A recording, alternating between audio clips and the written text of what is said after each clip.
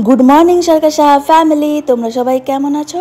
आशा करी तुम्हारा सबाई खूब भालो आछो सुस्थ आछो। आमी स्वरूपा तो सकाल सकाल आज के ब्लगटा शुरू करছি छाद থেকে। सकाल सकाल देखो এখন ঘড়িতে বাজছে প্রায় হবে হয়তো 7টা 7:10-15 তাতেই কেমন রোদ।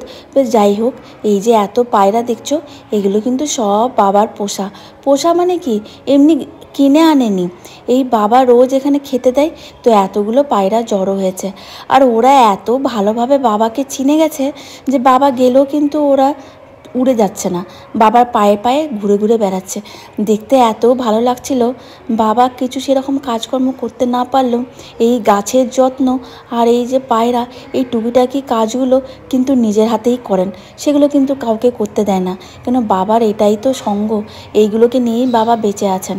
যেহেতু আর অন্য কোনো কাজকর্ম বাবা করতে পারেন না, কিন্তু বাবা এইগুলোকে খুব যত্ন করে সব কিছু করেন নিজের হাতে। তোমাকে দেখে উড়েও যাচ্ছে না, তোমাকে দেখে উড়েও যাচ্ছে না, তোমাকে চিনে গেছে।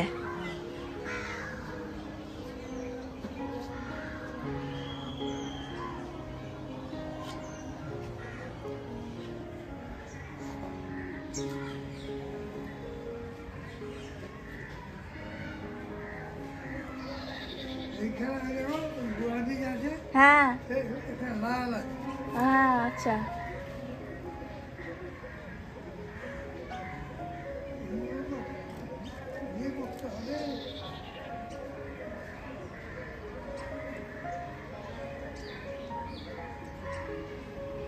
কি সুন্দর লাগছে দেখতে।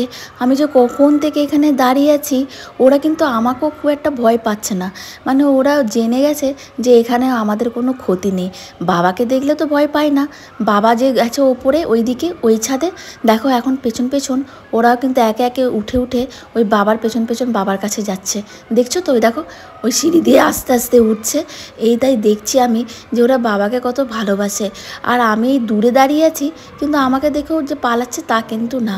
তো যাই হোক, আমার তো দেখে এত ভালো লাগছিল, আমি কখন থেকে ওদের ভিডিও করেই যাচ্ছি। সবকটা পাখি মানে সবকটা পায়রা তো চলেই গেল টুকটুক করে উঠে বাবার পেছন পেছন। লাস্টে এটাও দেখছি ঠিক ওই সিঁড়ি দিয়ে উঠে উঠে ওরা কিন্তু উড়ে উড়ে গিয়ে বসছে না। যেমন মানুষে হাঁটে ঠিক আমাদের মতন হেঁটে হেঁটে পায়ে হেঁটে এই সিঁড়ি দিয়ে দেখো একটা একটা করে উঠে উঠে ঠিক বাবার পেছন পেছন বাবার কাছে যাচ্ছে। আর বাবা এইদিকে বলেছিলাম না, এই গাছপালা সব যত্ন কিন্তু বাবাই বেশি করে। গাছে জল দেওয়া বলো, যতটুকু বাবা পারেন করতে। তো বাবা ঠিক এই সকাল সকাল গাছে জল দেয়, আবার একবার জল দেয় বিকেলবেলায়। এই দুবেলা গাছে জল দেওয়ার ডিউটি কিন্তু বাবারই। আর কি সুন্দর ফুল হয়েছে। আর পায়রাগুলো গিয়ে গিয়ে ওদের নিজের জায়গায় ওই যে ওইখানে সব দেখো ছায়াতে বসেছে, আর বাবা দিকে গাছে জল দিচ্ছে। গোলাপটা হ্যাঁ হ্যাঁ এইটা কি সুন্দর গন্ধ, খুব সুন্দর গন্ধ এটা।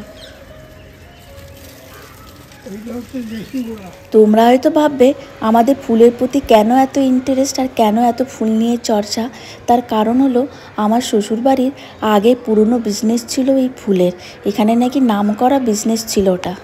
তোমরা অনেকেই মানে কিছুজন আমাকে জিজ্ঞেস করেছো আমার পড়াশোনার ব্যাপারে, এডুকেশন আর আমি কি করে জব পেলাম। তো আমি আগে সেটা অ্যান্সার দিতে পারিনি, তো ভাবলাম আজকে তোমাদের বলে দিই।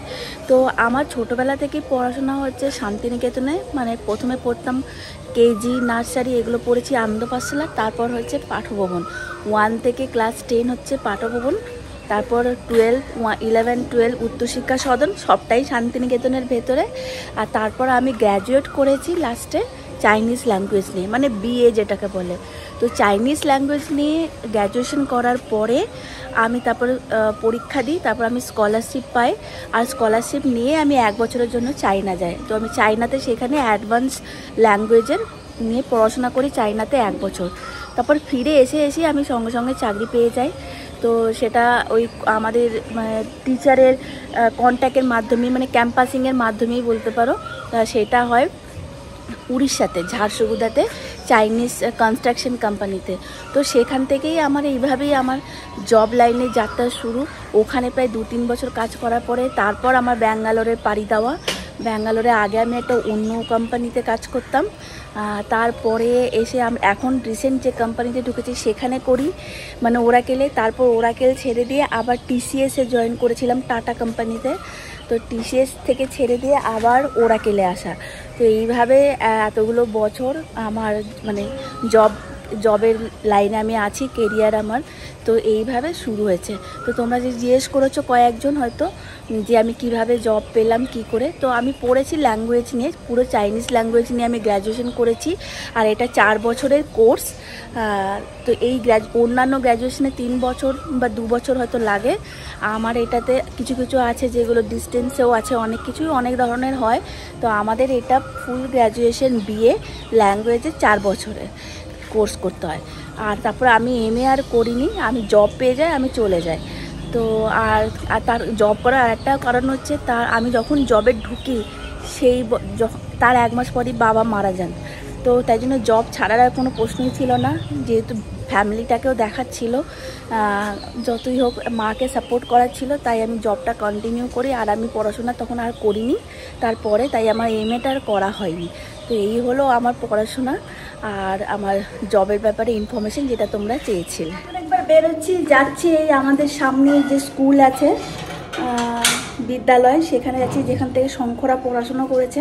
তো সেখানে আমার বড় ভাসুর কাজ করেন, তো উনি টিচার। তো আদিকে আজকে সকালে নিয়ে গেছে স্কুলটা দেখাবার জন্যে। তো কিন্তু অনেকক্ষণ দেরি হয়ে গেছে, 9:30 বেজে গেল, এখনও এলো না। তাই আমি একবার যাচ্ছি ওকে দেখতে আনতে, যদি আসে। বলছে আসবে না, ওই স্কুলের ভেতরেই খেলছে। তো আর আমার ওই ভাসুরের মেয়েও আছে, সেটা ওর সমবয়সী। তো ওরা দুজনেই খেলছে। তো যাই দেখি আসে কিনা, নিয়ে আসতে পারি কিনা। আইসক্রিমের গাড়ি লাগিয়ে দিয়েছে। তো স্কুল থেকে বেরোচ্ছে আর আইসক্রিম থেকে তা আসছে। আর এখন স্কুলে চলছে পরীক্ষা।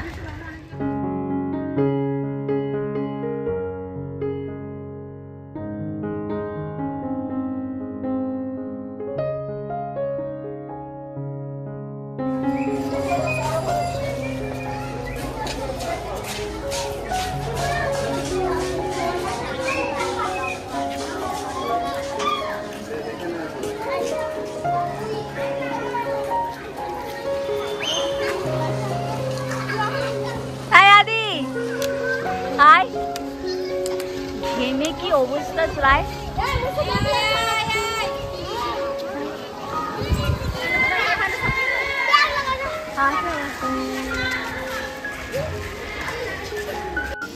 আদির পাশে ওই যে মেয়েটাকে দেখছো, ওটাই হচ্ছে আমার ভাসুরের মেয়ে। ওর আর এক দাদা আছে, মানে ও হচ্ছে ছোট, আর এর আদির থেকে 1.5 বছরের মতন ছোট। তো যাই হোক, আদির কিন্তু এখানে অনেকগুলোই প্রায় ভাই বোন আছে, জানো তো।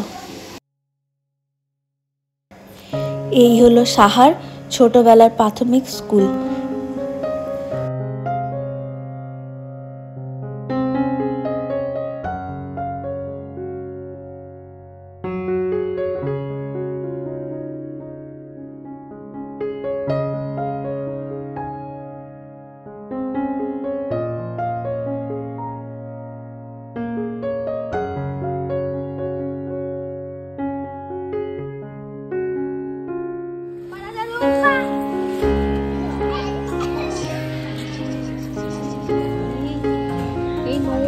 ছি ছি ছি ছি, কি করছিস তুই?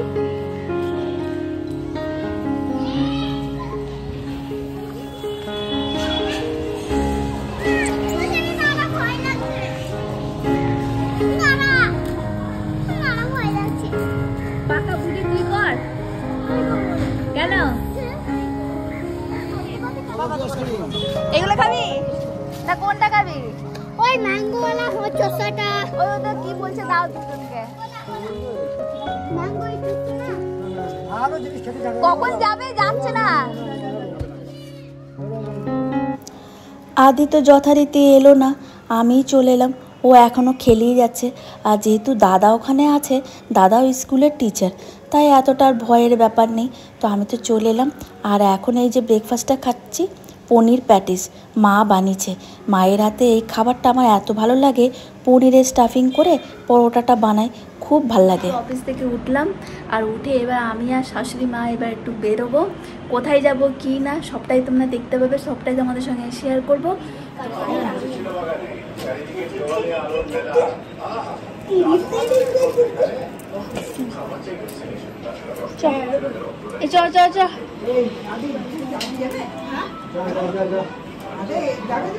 চুল আজরা নেই, কিছু নেই, খ্যাপার মতনই চ। কথা শিখছে কোথায় রে, ওই লাও এসব কিসব বলছে উল্টো পাল্টা।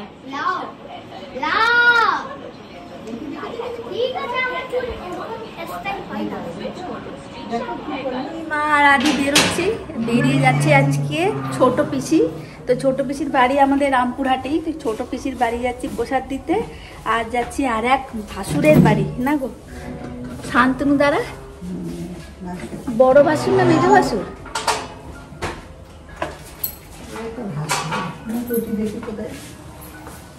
ছিল না,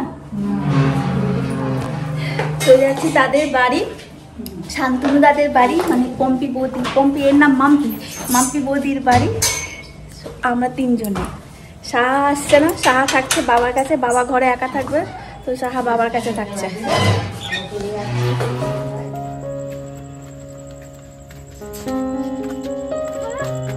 আমরা হেঁটে যাবো? হ্যাঁ হেঁটে যাবি। এদের বাড়ি হেঁটে যেতে পারি, ওদের বাড়িও হেঁটে যেতে পারি। আমরা এখন হাঁটা লাগিয়েছি, দেখি কোথায় টোটো পাই, তো ওখান থেকে টোটো নিয়ে এগিয়ে যাবো আমি হাঁটি। আজকের ব্লগটা এখানেই শেষ করব। তার কারণ হচ্ছে, ধরো অনেকজনাই তো কমফোর্টেবল হয় না এই ভিডিওর সামনে, মানে ক্যামেরার সামনে আসতে। তাই যখন আজকে ওদের বাড়ি যাচ্ছি, আর আমিও এতটা মানে কমফোর্টেবল নই ওদের সামনে ভিডিও করার জন্য। তোমাদের কাছে তো লুকানোর কিছু নেই, তাই সত্যি কথাই বলে দিলাম। আর হট করে ওদের বাড়িতে গিয়ে ভিডিও করবো সেটাও আমার মন চাইছে না। তাই আজকের ভিডিওটা এখানেই শেষ করছি। আশা করছি তোমাদের ভালো লাগবে। যদি ভালো লেগে থাকে অবশ্যই কিন্তু একটা লাইক করো, আর কমেন্ট করে কিন্তু অবশ্যই বলো। আর আশা করবো তোমাদের ভালো লাগবে। তো সবাই খুব সাবধানে আর ভালোভাবে থেকো। আর যারা নতুন বন্ধু আছো আমার এই ফ্যামিলিতে, তোমাদের যদি ভালো লেগে থাকে তাহলে যাবার আগে কিন্তু অবশ্যই একটা সাবস্ক্রাইব করে দিও। আর সবাই খুব সুস্থ থেকো, ভালো থেকো। আবার ফিরে আসবো তোমাদের কাছে একটা নতুন ব্লগ নিয়ে। ততক্ষণ কিন্তু সবাই খুব ভালো থেকো। Bye bye all.